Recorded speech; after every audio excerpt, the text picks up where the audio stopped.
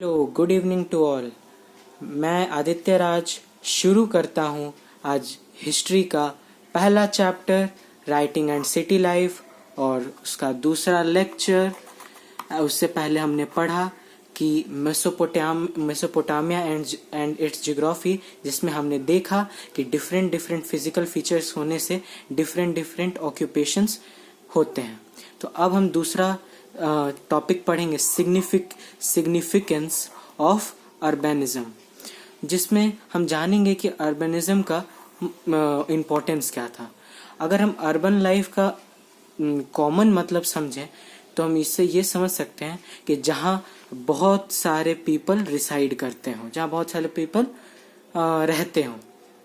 तो एक अर्बनिज्म के लिए इकोनॉमी भी उस तरह का चाहिए होगा। जैसे अर्बन इकोनॉमी में आपका फूड प्रोडक्शन, जैसे कि एग्रीकल्चर, फिर ट्रेड, क्योंकि एक्सचेंज सिस्टम चाहिए, क्योंकि आपका अर्बनिज्म के लिए ट्रेड का होना बहुत ज़रूरी है, फिर मैन्युफैक्चर्स और फिर सर्विसेज।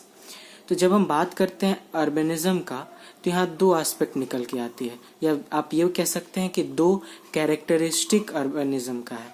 पहला है कि ये इन्वॉल्व करते हैं स्पेशलाइजेशन ऑफ टास्क। क्योंकि अगर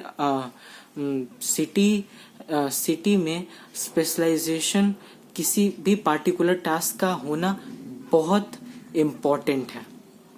अच्छा, ये इम्पोर्टेंट है। और दूसरा कैरेक्टरिस्टिक अर्बनिज्म का ये है कि इसमें आपका एक दूसरे पर इंटरडिपेंडेंसी रहता है। जैसे कि हमने साइंस में इकोसिस्टम में पढ़ा है कि हमारा एक दूसरे एनिमल्स और ह्यूमन में इंटरडिपेंडेंसी रहता है, वैसे पीपल टू पीपल इंटरडिपेंडेंसी रहता है, जिससे हमारा ट्रेड, यहाँ जैसा मैंने आपको समझाया, वो फ्लोरिश करता है।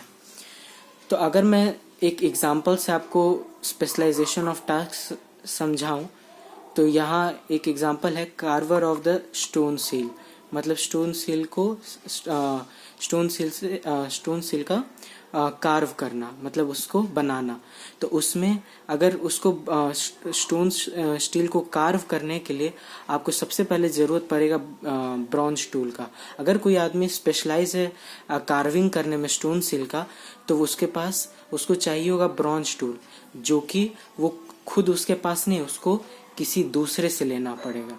अब जो ये ब्रॉन्ज टूल, जिसके पास ब्रॉन्ज टूल होगा, वो उसको मेटल्स चाहिए होंगे। जैसे कि आप जानते हैं कि ये बनता किससे है, कॉपर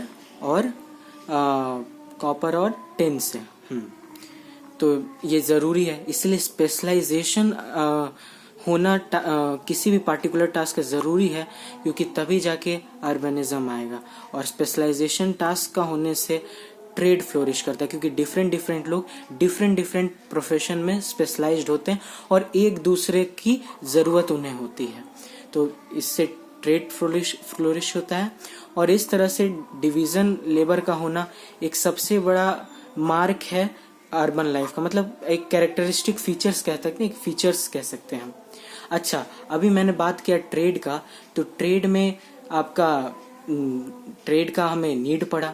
तो ट्रेड का नीड पड़ने से क्या हुआ कि हमें सोशल ऑर्गेनाइजेशन का ज़रूरत पड़ा, कि कोई तो ऐसी होनी चाहिए ना जो हमारे ट्रेड को जो हम एक्सचेंज सिस्टम करें। मान लीजिए हम कार्वर है स्टोन सील का, तो वो ब्रॉन्ज टूल ये उससे खरीदे, फिर ब्रॉन्ज टूल जिसके पास है वो मेटल खरीदे, ब्रॉन्ज नहीं, कॉपर और टिन का।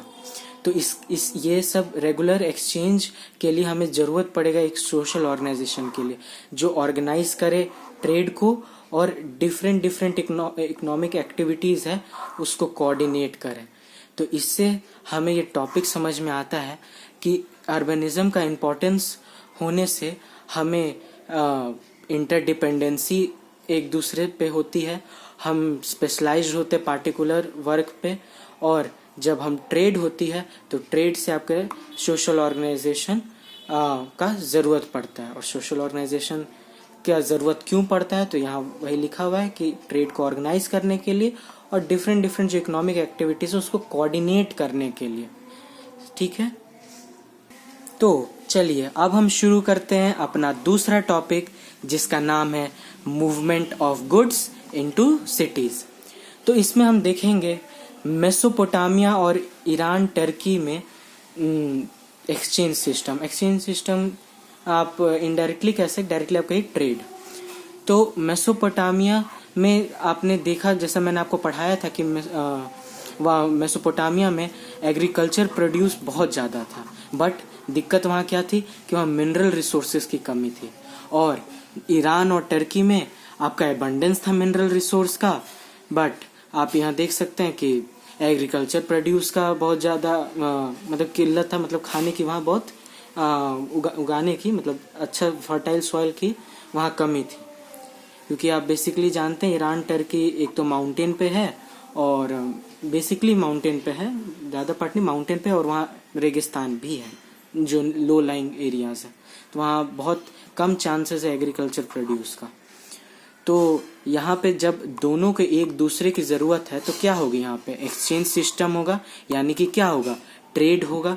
अगर ट्रेड होगा तो और आपने जैसा पिछले टॉपिक में पढ़ा होगा कि अगर ट्रेड को अच्छे से ऑर्गेनाइज करना है तो एक हमें सोशल ऑर्गेनाइजेशन की जरूरत, या सिंपली एक ऑर्गेनाइजेशन की जरूरत पड़ेगी। जैसे कि आज के समय में हम गवर्नमेंट देखते हैं, हमारे गवर्नमेंट कोऑर्डिनेट करती है डिफरेंट इकोनॉमिक एक्टिविटीज़ को, उसी तरह उस समय एक सोशल ऑर्गेनाइजेशन की ज़रूरत थी, या ठीक है वो वहाँ होती थी। तो हम अगर इससे आगे बढ़े तो उन दोनों में एक्सचेंज सिस्टम यानी कि ट्रेड होता था। और अर्बन डेवलपमेंट का सबसे वन ऑफ द इम्पोर्टेंट कह सकते कैरेक्टरिस्टिक था इफ़िशिएंट ट्रांसपोर्ट। एक अच्छा ट्रांसपोर्ट होने से हमने देखा है कि ट्रेड कितना फ्लोरिश कर सकता है। अगर हमें गुड्स हैं, अगर किसी को चाहिए वो टाइमली किसी को मिल जाते हैं, या फिर किसी को टाइमली बेचना होता है, तो वो अगर इफ़िशिएंट आपका ट्रांसपोर्टेशन है तो काफ़ी आपका समय भी बचता है, आपका प्रॉफिट भी होता है और सब कुछ। तो अगर हम इफ़िशिएंट ट्रांसपोर्ट का बात करें तो फिर हम बात करते हैं कि उसमें चीपेस्ट मोड ऑफ ट्रांसपोर्टेशन क्या होगा, क्योंकि एट द एंड हम ट्रेड कर रहे हैं, और ट्रेड का आज हो कि एंसेंट समय हो, मेन मोटिव होता है क्या, profit is the main motive. Sorry यहाँ बढ़िया से नहीं लिखा पाए, मैं फिर से यहाँ लिख देता हूँ प्रॉफिट, जो कि यहाँ मेन मोटिव है। तो चीपेस्ट मोड उस समय आपका वाटर ट्रांसपोर्ट था, जैसे कि मैंने आपको समझाया होगा मेसोपोटामिया एंड इट्स जियोग्राफी में कि वहाँ पर जो ईस्ट में आपका डिफरेंट ट्रिब्यूटरीज थे टिग्रिस रिवर के, और यहाँ पे यूफ्रेटस भी बहुत ज़्यादा यूज़फुल था। क्योंकि हम मारी वाले टॉपिक में आगे जाके मारी टॉपिक है उसमें पढ़ेंगे कि रिवर यूफ्रेटस था वो कैसे वर्ल्ड ट्रेड के लिए काम आया, वर्ल्ड ट्रेड वहाँ से होता था। अच्छा, तो आप सवाल उठेगा कि वाटर ट्रांसपोर्ट ही से क्यों, कोई और ट्रांसपोर्टेशन क्यों नहीं? क्योंकि वहाँ दो ही तरह का ट्रांसपोर्टेशन है, या तो वाटर ट्रांसपोर्ट करिए, नहीं तो आप ट्रांसपोर्टेशन करिए एनिमल्स के थ्रू। तो एनिमल्स के थ्रू का ट्रांसपोर्टेशन करने के लिमिटेशन थे। वो लिमिटेशन क्या थे कि आप ऑब्वियसली जानते कि अगर आप एनिमल्स से ट्रांसपोर्टेशन करवाएंगे तो उनको खाने के लिए भी कुछ चाहिए होगा। तो जब आप खाने के लिए कुछ चाहिए होगा तो हमें एडिशनल खर्च लगेंगे, और एडिशनल खर्च लगेगा तो प्रॉफिट उतना ही कम होगा। जैसा मैंने आपको बताया कि ट्रेड अभी हो कि एंशिएंट समय में हो, profit is the main motive. So transportation जो एनिमल्स से था वो उसमें उनको खाना देना, उनका मेंटेनेंस करना, ये सब महंगा था। महंगा नहीं था बट आपका एक एडिशनल एक्सपेंडिचर लगता है जो कि वाटर ट्रांसपोर्ट में नहीं लगता।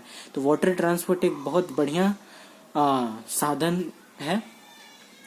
और इस जो हमने ट्रांसपोर्टेशन पढ़ा, अब अब ये जो टॉपिक अभी हम पढ़ रहे थे उससे रिलेट करें, movement of goods into cities. अब मूवमेंट गुड्स सिटीज में कैसे होगा, ट्रेड होगा। अच्छा, जब ट्रेड होगा तो उसको ले जाने का साधन क्या होगा, वो होगा ट्रांसपोर्ट। क्योंकि जब तक आप ट्रांसपोर्टेशन नहीं करेगा तो एक से दूसरे जगह आप जाइएगा कैसे। तो ये इस टॉपिक का यही मतलब था, movement of goods into cities, कि कैसे जो गुड्स का मूवमेंट सिटीज में होता था। जैसे कि हमने मेसोपोटामिया और ईरान टर्की में ट्रेड सिस्टम देखा, और उस ट्रेड सिस्टम से हमने देखा इफिशिएंट ट्रांसपोर्ट। तो इसी के साथ हमने यहाँ पे 2 टॉपिक कवर कर लिया, the significance of urbanism and दूसरा topic movements of goods into cities. तो इसी के साथ हम अपना ये वीडियो समाप्त करते हैं। थैंक यू वेरी मच और अपना ध्यान रखिएगा और ख्याल रखिएगा। Bye bye.